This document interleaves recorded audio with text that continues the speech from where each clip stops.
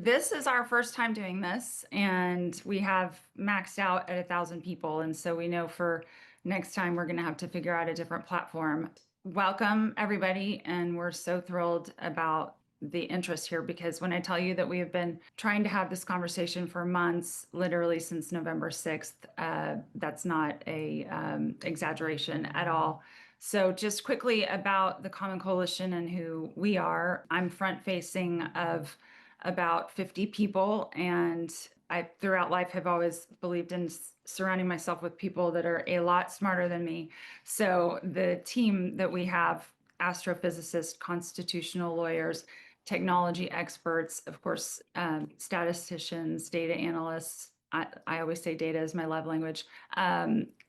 Just a ton of us. I'm obviously not anonymous-ish because I'm here, but if you guys have questions, we're recording because I'm not an astrophysicist, and so you guys have questions about the satellites and that sort of thing.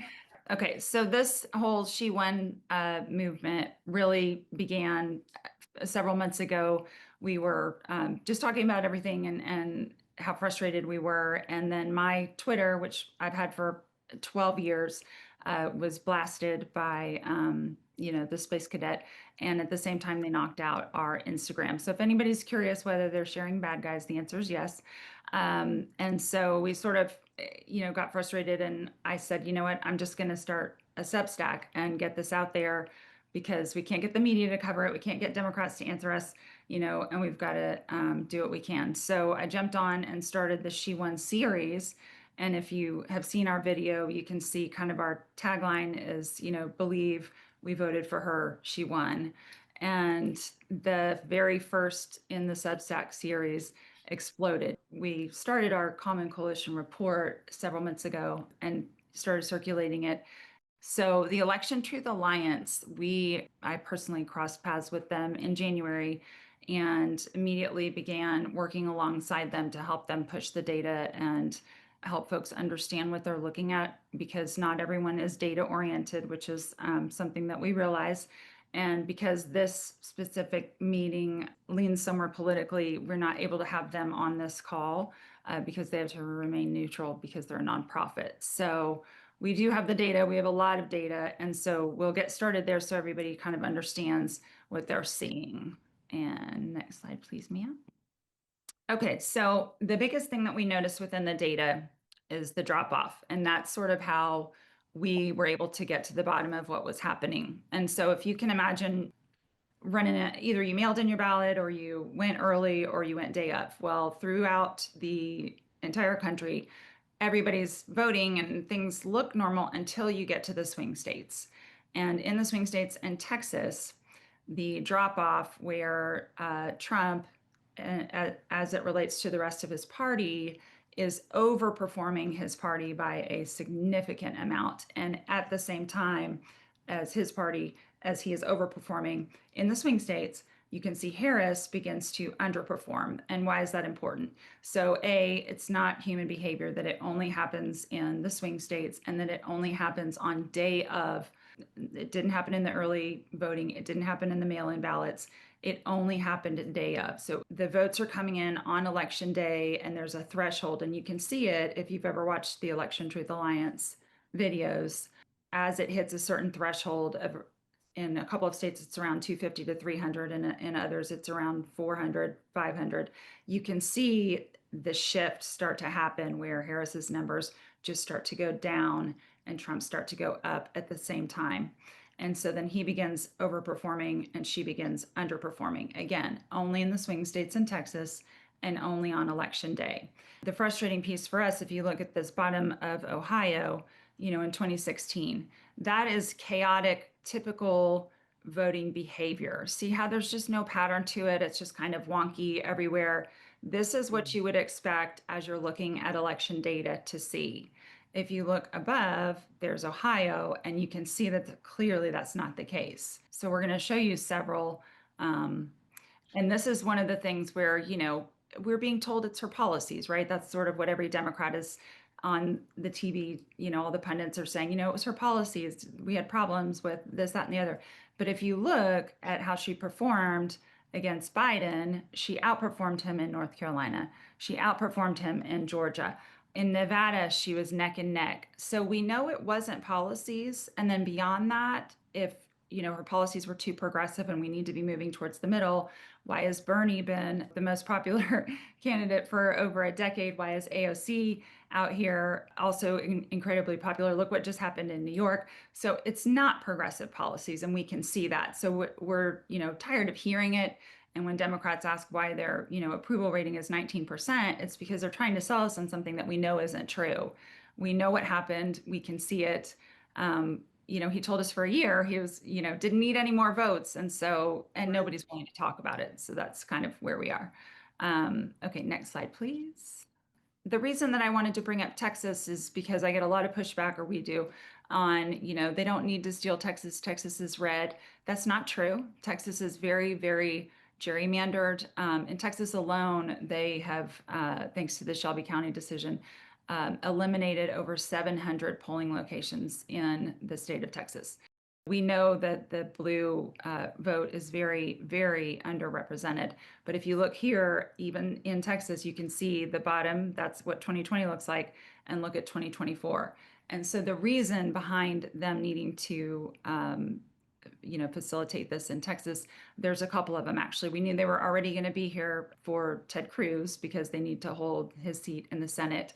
And they've already done all this work in the swing states, right? They've got everything lined up. They started that America PAC in July and started voter harvesting, getting all that information. If everybody remembers, that only applied to swing states. They only wanted information for people from swing states. So they've laid all the groundwork to do this. And then she started just really doing well in the state of Texas. And as they're looking at those numbers, if you add California and Texas together, that wipes out the electoral count of the swing states. So all of that work that they did, to get things lined up there, had she been able to get Texas, that just is for naught. And so they made sure to wrangle Texas as well, and we can see it in the data. Similar situation with Wisconsin. So look at 2016, see how chaotic the voting pattern is. And then 2024, it's not human behavior. And Minnesota. So I included Minnesota because I'm very fond of Minnesota. They did not get completely hijacked, and it's because they are so liberal with their mail-in ballots. It is difficult to hijack the mail-in vote because of arrival time, counting procedures, all of that. Now, if you've noticed, the GOP/MAGA party has been trying to, well, obviously get rid of as much mail-in voting as possible, but also to align it with, you can only count on this day. So that would force mail-in to be counted at the same time. So it would be fed through. And if we get to that position in blue states, then they would be able to effectively hijack mail-in votes as well. Hopefully Minnesota proves to be such a stronghold, but we can see again that they tampered with Minnesota. It's just their mail-in ballot percentage was so high, not as high as 2020, of course, but it was so high this year that they weren't able to get them. And this is North Carolina. That's actually, it says presidential to governor. That's actually a typo. It's not the governor. It was another race down ballot, because there was so much, talk about the gentleman running for governor that they thought, well, of course it's going to be crazy there because, he was so terrible. So it's not governor. They skipped the governor and went to another race and still ended up with the same ballot. Now, I know they are running the governor race right now to see the numbers and how close, those are as well, just to see how far off it is. But this is not representative of the governor race. But again, you can still see that same, at the bottom, chaotic, typical human behavior voting. And in the top, you see the algorithm. So this is from Smart Elections. And if you guys have been watching the news, they have a lawsuit in Rockland County, and we work with them as well. And so this is what I meant when I said that typical voting behavior. So when you look at non-swing states, we would expect to see down ballot behavior within those percentages. That is a typical election year, nothing to have your hair on fire. When you look at the swing states, that right there is really what let us know something is very, very wrong. And if you look kind of back in when voting data first started coming out, there are so many duty to warn letters being sent from people with more initials behind their name than the alphabet saying, hey, we don't know how they did it, but we know something's terribly wrong. This data just is not representing as typical human voting behavior. And there from Smart Elections is the proof.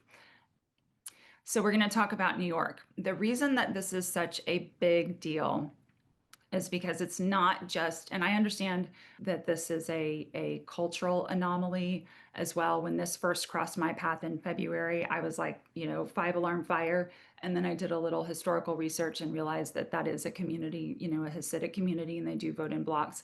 That being said, there are outside of Ramapo, there are other within that county, there are other areas that other people have voted that their vote is not represented. So there are 15 people who have signed affidavits, people that have voted that are not in Ramapo specifically, whose votes are not represented in the total. So where it says their total claim, and then the next it says total minimum. So they're saying there's only 9 when there should be this higher bar here. So where are those votes? And frankly, I'm glad that, I know a lot of people are like, oh, it's just a few votes. The problem is that it is just a few votes, but it represents basically a number that's like a 40%. So if you can imagine, and I'm sure you guys being on social media have seen the number of people, just the sheer volume of people saying my vote never showed up. Not all states let you track your ballot, but the ones that do are like, I don't know where my vote went. It never recorded. I sent it off. It never showed up. Well, if we have this situation happening like we think we do, part of what happens with a vote flipping algorithm, and I know it's kind of hard to understand, but when you have a set threshold, let's say we're in Pennsylvania and you've got the flipping algorithm and it's going and it's going, well, it will continue to go up until something stops it. And there's not a built-in stopping mechanism. What you do is you insert code to discard ballots. So ballots are being tossed to keep that number low. If you can imagine you're in Pennsylvania and all of a sudden it's going and going, and if Trump were to win by 20%, that would send off, 20 points. That would set off all the alarms, right? So the way to keep that from happening is you just start tossing ballots. And they needed to keep it within, at a certain number as well, so that, it wouldn't trigger an automatic recount either. So it's a very, I'm not going to say sophisticated necessarily, because it is, so different from what we've seen in years past, but it's not easy, like to hover in that space. You're tossing ballots out and making sure you get the win and all of that. So they pulled it off, but obviously they left a lot of breadcrumbs, which we're going through now. With regard to this case, as far as like the 2020 situation, they filed 64 cases. There was no evidence to move forward into what's called having standing. So most cases were tossed for not having standing. Smart Elections has filed 1 case, was found to have standing, and they have moved forward. And so this can really be such a can of worms for the rest of the country to say, hey, this many votes, where are they? We're asking for discovery. We want to know about these 5 things, which is all listed in their lawsuit. We want to know about the machines. We want to know about this scrubbing platform that they had access to, all these different things that we're asking about. And the next court date is September 22nd. We're hoping to get audits in some of the states before that without having to file a lawsuit. We're working really hard pushing that message with the Election Truth Alliance to try to get that done, because we'd prefer to not have to sue. And that's sort of another piece of this whole frustrating puzzle. So another one of the hair on fire moments is, if you guys, I don't know how old everybody is, but Ronald Reagan was the most popular presidential candidate in the history of this country. He won 49 states in 1984, and even he did not flip every single county red and none flip blue. So when it was made apparent that that was the case, that literally 88 counties flipped red and none flipped blue, all of our statisticians were just freaking out, saying that's just not even a thing. And when you combine that, it's 1 in 1 octillion chance of occurring, that and then when you also add on that he won all of the swing states and winning them just above the threshold to have an automatic recount, it actually ends up being 1 in 50 octillion chance of occurring without assistance. So if you've read my Substack, that's where I had the fairy godmother turning the pumpkin, because again, mathematically, it's zero. Statisticians and data analysts, we don't say impossible. That's really not a word that's in our vocabulary, because it's 1 in 1 octillion chance is still technically possible for any rational thinking person. 1 in 1 octillion, or 1 in 50 octillion with the other two components, is just out of bounds completely. Okay, Dr. Mebane. I don't know if you guys are familiar with him. He wrote a paper when the situation with George Bush II happened, and it was titled "The Wrong Man is President." He's been on the scene a long time. When other countries have election issues, they call him. So in the spring, when the ETA was getting some pushback because they are a new organization, so I just called them and said, look, y'all need to call Dr. Mebane, because this is the leading election forensics expert in the world, and have him take a look at what you got. And he's got his own methods. Have him look at yours. Y'all compare notes so that we can get some peer reviews going, because you're going to have that credibility situation coming up. And even with other statisticians not wanting to say, we want to see the paper. Well, we do too, but we're not going to ignore what we can see with this down ballot stuff happening. Okay, so multi-pronged strategy. So this is something, if you had a chance to read the report or any of my Substacks, in 2020, when the election big lie occurred, they had breaches of equipment in Michigan first, Georgia, Pennsylvania, Colorado, and Arizona, illegal breaches. Had DA Willis not been thrown off of her case in Georgia, we wouldn't be having this conversation. She would have been able to take it to court, have the folks that were involved tried and convicted, and this would be done. Of course, we know what happened there. And she never got to see her day. She had a boyfriend that they didn't approve of, and I will leave that there because I'm very frustrated about that situation. But if you've read my Substack, I talk about the stacking of the courts and how they deliberately put people in places to ensure that Donald Trump was not held accountable, including the gal in Florida. She got that seat specifically for we call it the espionage case, the documents case. So next slide, please. Election disruptions, bomb threats. We can probably move through these a little bit more quickly. The corporate acquisition of the election infrastructure. So Leonard Leo was gifted a company by the name of Triplight that had access to over 70% of the election equipment in this country. And he took that and sold it to a company by the name of Eaton. Eaton was already partners with Palantir, and that's Peter Thiel. And so this is also in my Substack. I unpack it to great length.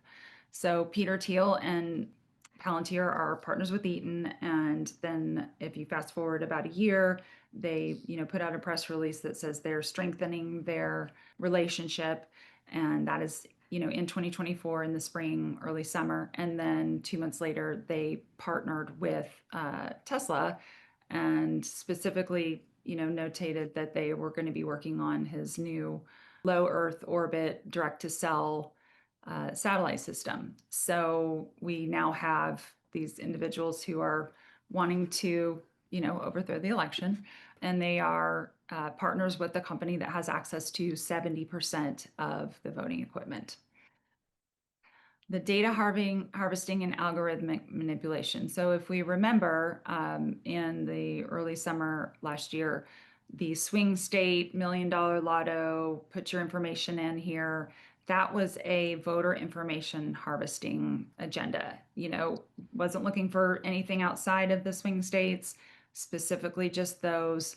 It also lines up with the machines and where we see the patterns happening. And then right there it says meet Ethan Chautran. That is one of the individuals who is in Doge. And works, for Elon Musk. He had a platform, he invented a platform by the name of Ballot Proof, which is a ballot scrubbing platform. So if you, need to disappear ballots because you need to discard them because you have a vote flipping algorithm, well, you just happen to have a program that does that.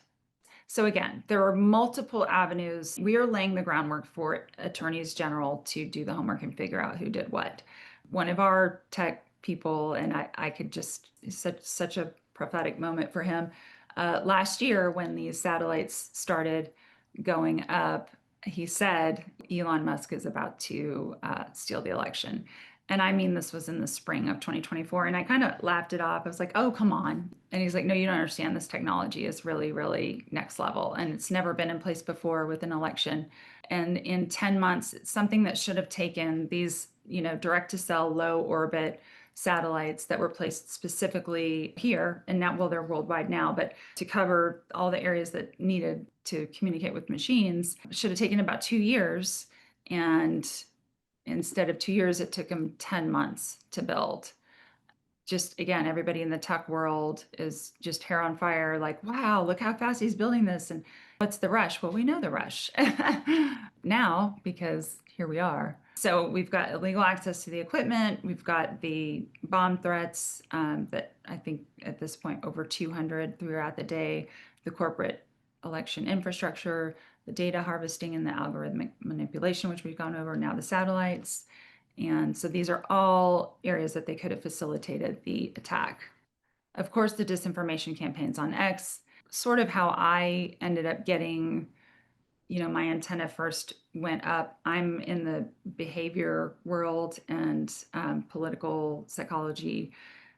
When Elon Musk bought Twitter, well, he didn't just buy it. It was 49 days after Putin invaded.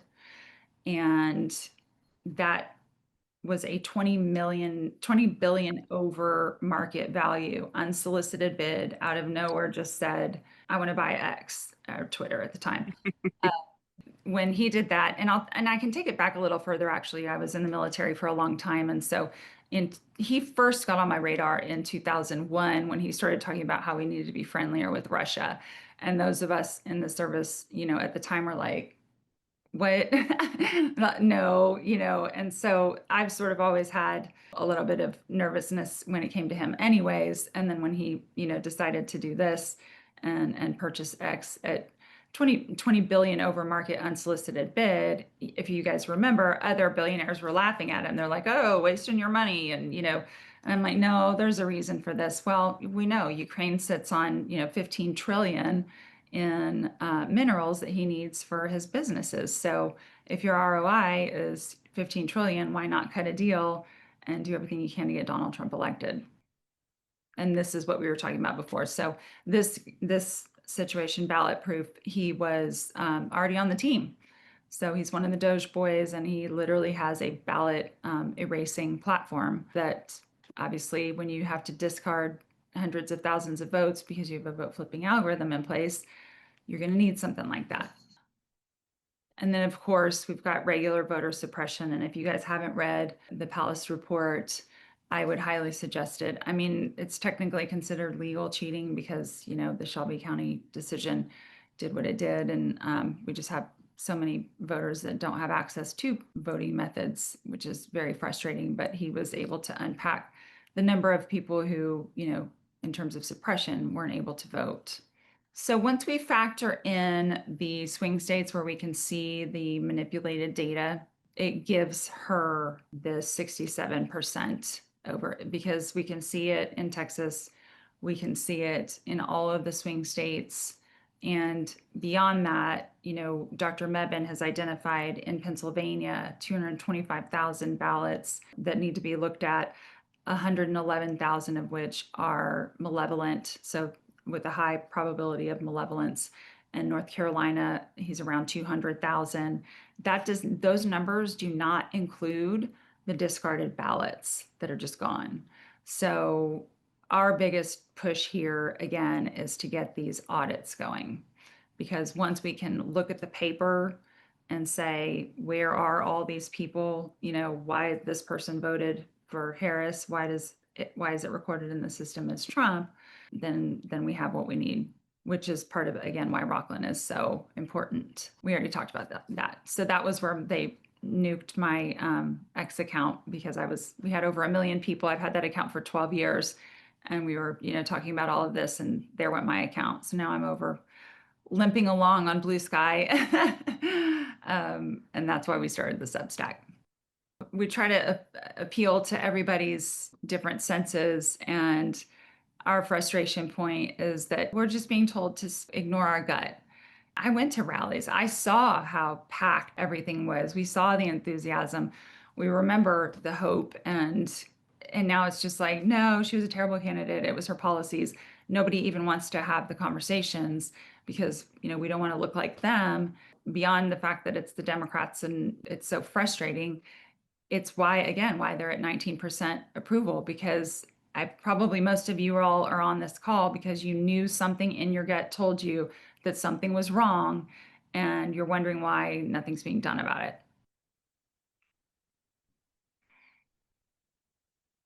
And I think we can just push through these. This is all part of the report, and it kind of links in with what we were all just talking about in this different things. That's one of the videos. President Carter said he thought that Trump was elected by Russia in 2016. And that's an interesting point, because just last week we did run those numbers, and we can see she won, Hillary won also. We can see the manipulation. It's different than this manipulation for this election. But our last 2 elections have been incredibly, incredibly manipulated. Romanian had a similar situation, and we can go to the next. Germany also is the next one. And then Trump cheated, was trending, and still is trending. So why weren't there recounts? So we talk about this from the perspective of the gaslighting that went on for the last 4 years, and Fox and, all the far right. It was, the big lie, it was stolen. So from the MAGA perspective, it was, he was denied in 2020 and he actually won. And so were they to do it again, she just had a couple of choices, right? It would have been civil war, or what we're in now, where the people are having to drive a movement to force Congress to act. And so rather than having cities burning and absolute mayhem, like we've seen, with some of the issues with MAGA, we believe that that's where the mindset of the Democratic Party was, is that we can either try to push forward with this and say, this is a mess, we're going to get to the bottom of it and risk having a civil war, or let the MAGA folks see who he really is and let them get a taste of the medicine. And I'll be very, very honest. I am a everybody in the boat person, because it is going to take all of us. And once everybody realizes, and MAGA has been, in my DMs, I've had my Signal number out there for months now. They message me, they call, they're scared. So many of them didn't. The first question I asked, did you vote for them? No. 67% is my data right now. 67% of the people that are messaging me that are MAGA, their answer is no. I talked to a lady 2 weeks ago. She has 4 daughters, and all of their husbands, her husband did not vote. She voted for Harris. All of her daughters voted for Harris. All of their husbands voted for Harris. And in her small group at church, which is 12 people, only 3 people voted for Trump. So she said, we got up the next day and we're scratching our heads going, how did this dude win? Like, we don't actually know anybody that voted for him.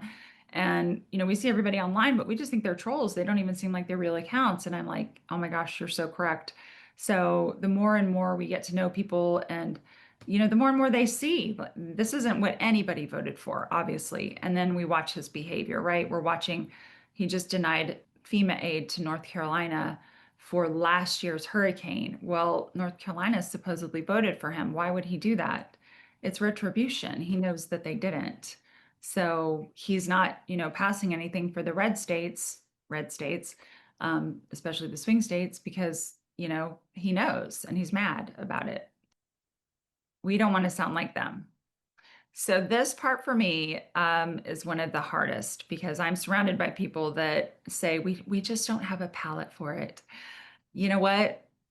I don't have a palate for fascism, neither do the 50 people that work with me. This is such a bigger thing than pride.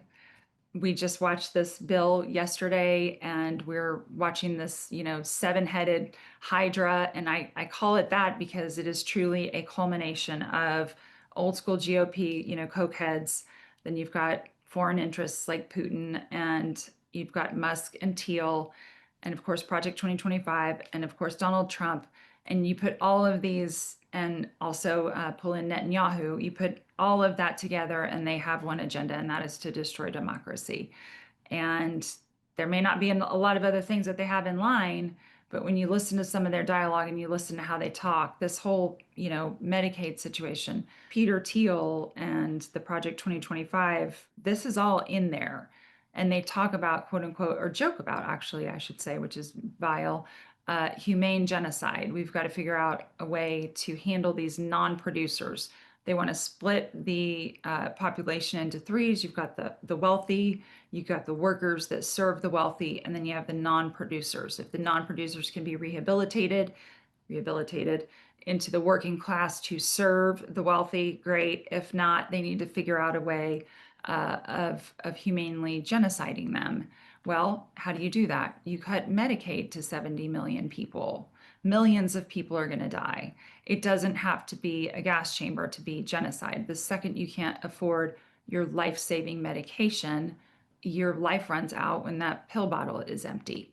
So that's part of why I am so committed to this, is because I can't wrap my brain around it, and neither can my team, just how this is being allowed to move forward.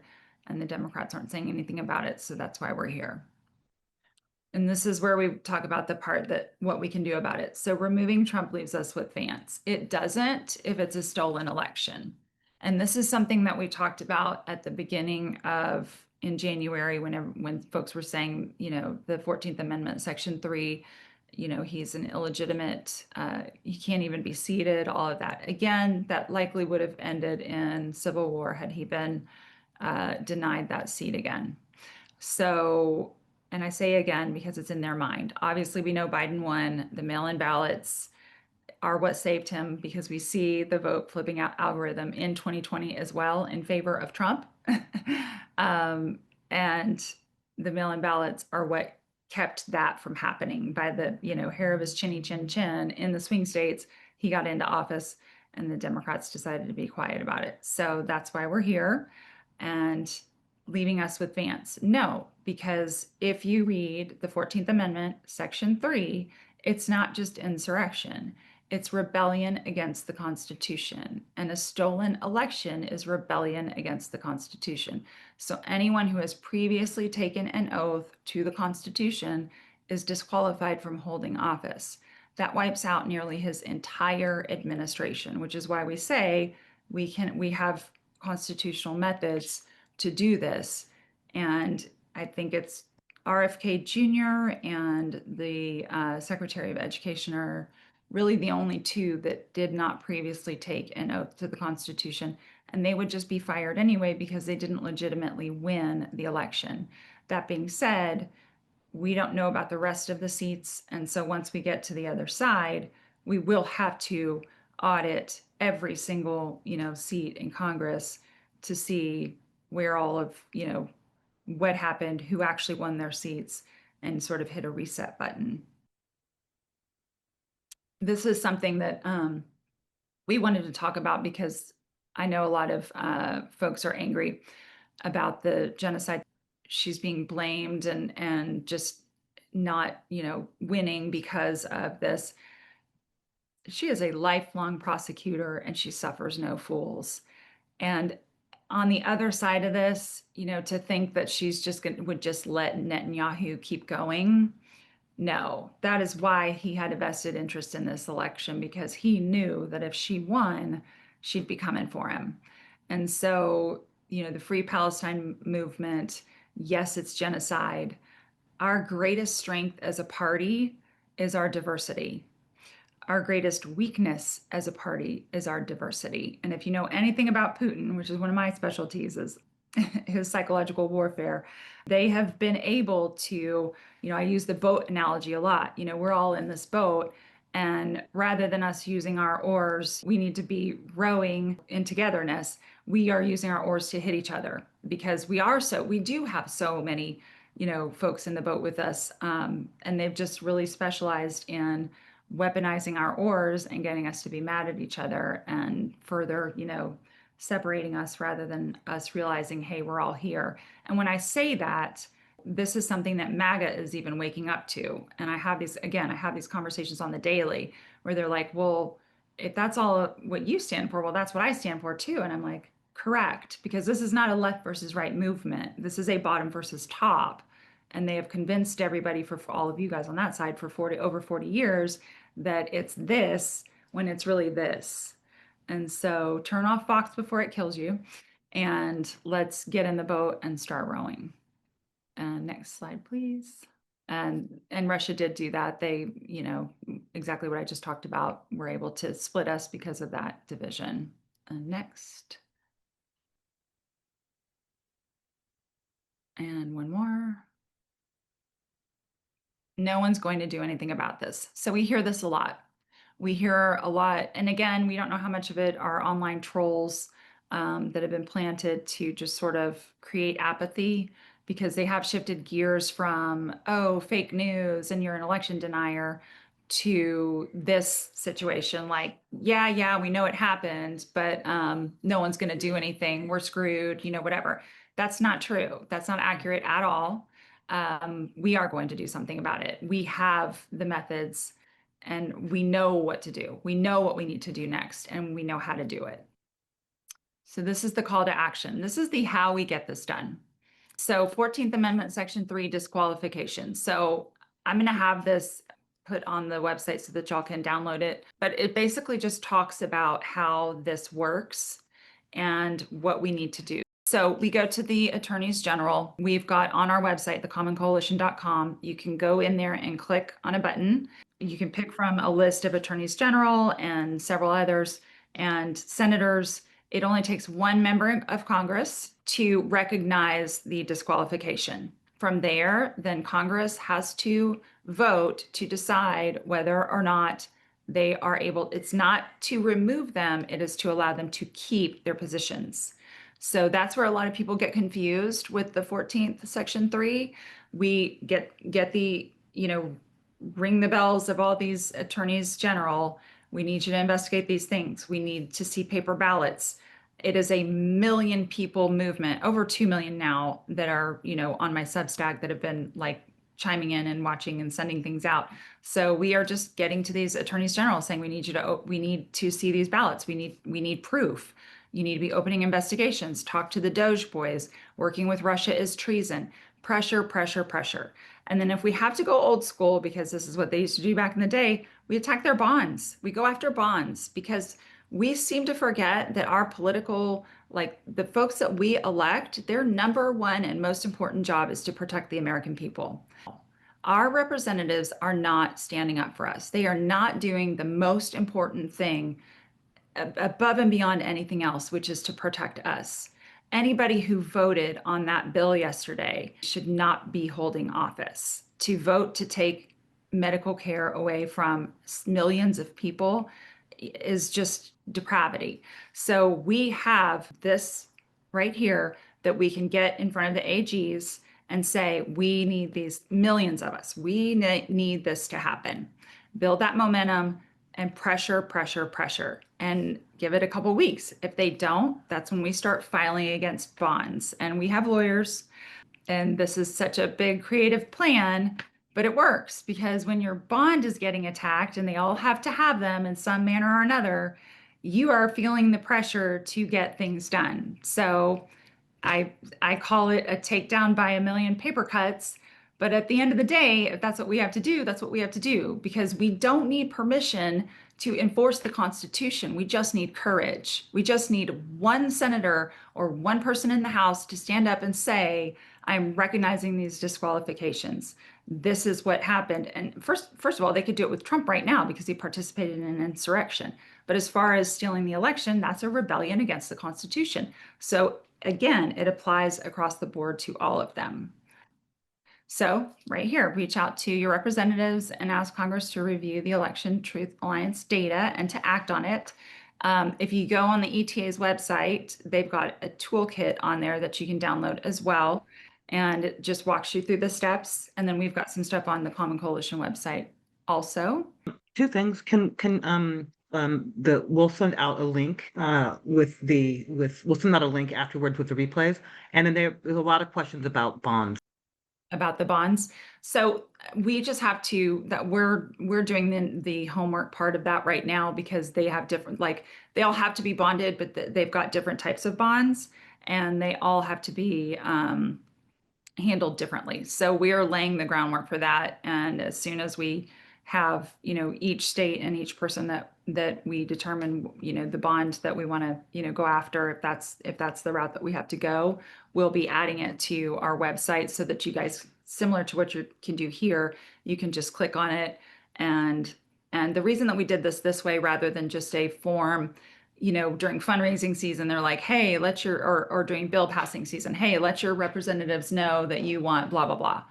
And you send out this big form. Well, I have been working on legislation for over a decade at this point. And as I talk to legislators, they're like, oh my gosh, we got, 8,000 emails from this. And they're like, click delete all, because it's from that one organization.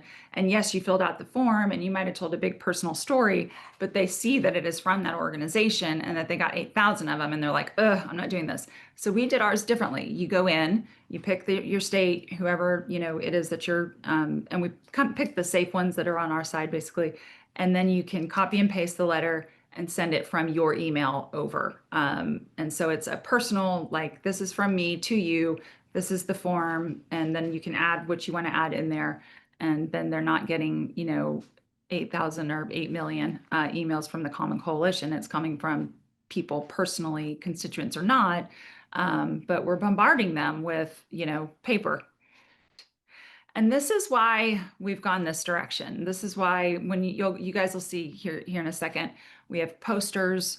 We are very paper oriented because that right there is social media. That's, the media is not paying attention because they're, complicit or, I mean, let's be honest, even some of our left side media, Trump's chaos pays the bills.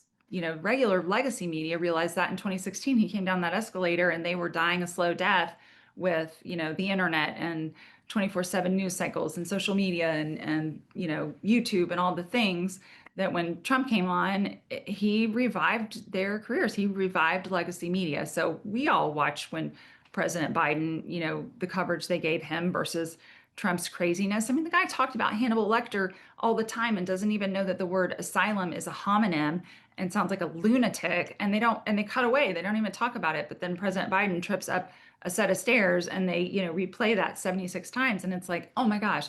And it's because, Trump's chaos pays the bills. So left side of the media, they're in that same position as these other folks were in 2016. They're buying new houses, they're having babies, getting yachts because they're getting paid. And so as long as we've been pushing this message out with the data and we figured out nobody's going to listen, we're here doing it ourselves. We, the people, are the media now. We have become the media because that's the only way we do this. Millions of people need to know the election was stolen and millions of people need to be ready to do something about it. We have posters here. We've got lots to choose from. She won. The election was hacked. AGs investigate. Congress review the data. And of course, the bottom, the big she won poster. You guys can download these and take them to your No King's Day protests. Just get the message out because we can see it in the data. We know she won. And this is our movement moving forward. Like, this is the message that we have to get across to the people. And I know that there's that, 3.25%. Frankly, I think it's higher just because of the nature of what this is. I would love to see 5% or higher, and just really pushing our representatives to grow a backbone. So again, that's what we're doing. Is like, this is, there is no algorithm when you've got that and you're walking by it. An algorithm can't mess with that. There's nobody to silence this when you see it, live and in person. And we have merch. And I think there's one more. And I talked a little bit. Yes, we do have a GoFundMe and one more, I think. So we do need to talk about this. He's already declaring that they're going to sweep 2026, that blue states are going to completely disappear off the map. We know why he's saying that. Again, vote flipping algorithm, look at his percentages right now. I think they're saying what? He's got like a 37% approval rating. And that's if you look at the polls here. If you read what Europe is putting out, it's like 19%. So his approval rating is absolutely the lowest it's ever been. And he's over here declaring that blue states are going to disappear off the map. I mean, again, behavior that makes no sense unless you're going to win. So, like he told us the year before, he didn't need any votes. He knew he didn't need any votes because they already had it handled. So, and then, yes, the Democratic Party has been falling short for a long time. And again, it's the Democrats. And I don't, again, know how old some of y'all are, but if you ever watch Tom Hartman, he talks about it all the time. The GOP has not had a legitimate president since Eisenhower. The Democrats, they just have this, standard procedure where they put their head down and say, let's push to the midterms. Well, Donald Trump is not Reagan. He is not Bush. We can't just let him take this one. We aren't going to have midterms. And if he has his way, obviously he wants to get martial law going, he'll just cancel him, across the board. But beyond that, we know that the machines have been manipulated and midterms aren't even really something we should be talking about until we can address that.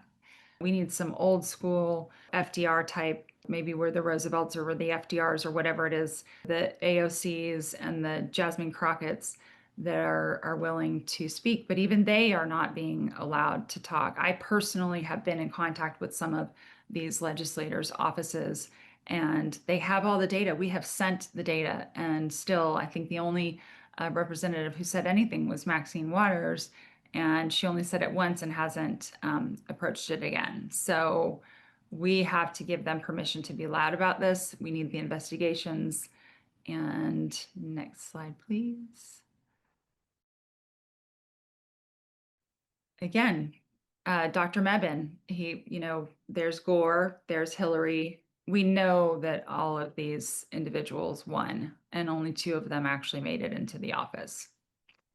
That to me, when I look at decades of damage to my team, not just me, obviously, I speak for all of us, is what could have been avoided had the rightful presidents been allowed to take their chair.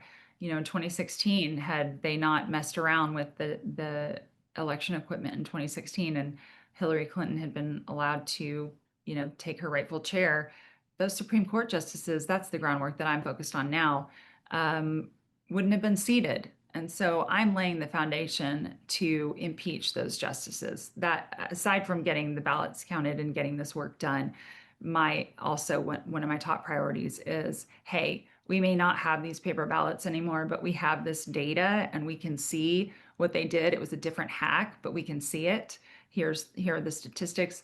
This is how they did it. And these Supreme Court justices never should have gotten those seats, and we need to impeach them. And so once we get, again, I keep saying to the other side, and we figure out who actually got their seats in Congress, that should give us the ability to, because we do believe that there's a lot more blue in Congress than there is right now. Obviously, they needed a full deck in order to get everything done that they wanted to get done. So that's why they hijacked seats in Congress as well. This for me is so personal. I am a woman of color who passes as white. I have seen both sides of the coin here, and people act differently when they think you're white. So you kind of know, who's who and what they stand for real quickly. But I've also been on the receiving end of a lot of racism, especially when I was younger. And, the community that I'm in, the church that I'm in, women of color, the base, we are exhausted. We've carried this party for decades, and to have a party, just not do what they're supposed to do and stand up for us, we suffer the most. We die more, our children are less educated, they die more. Maternal, just across the board, healthcare, access to healthy food, everything is affected by the GOP. And so for the people who won't look at the data, for the people that are in your lives that are like, we'll deal with it, whatever, it's fine, and they're unaffected, you know what? That's a very privileged space to be, very privileged and hard, because again, we have been the backbone of this party forever, and we're tired. And I'll just be honest, the women in my community are like, let it burn, let it burn. And I don't want it to burn. I spent 10 years serving this country, and we're in a place to do something about it. We just need people to pull their big girl pants on and do the right thing in Congress, and the AGs need to do the right thing, get us those hand counts and get to the bottom of it so that we can get this administration out. They're illegitimate, and it is a rebellion against the Constitution, and it is time. And I mean that women of color are tired of carrying water for a party that hands us a bucket full of holes. And that's it. So I am This Will Hold, and working with the Common Coalition. And I know you guys probably have a million questions. And so we'll have all of this downloaded and all the questions answered. And if you need anything off the website, the posters can be downloaded, they're PDFs. I think that's it.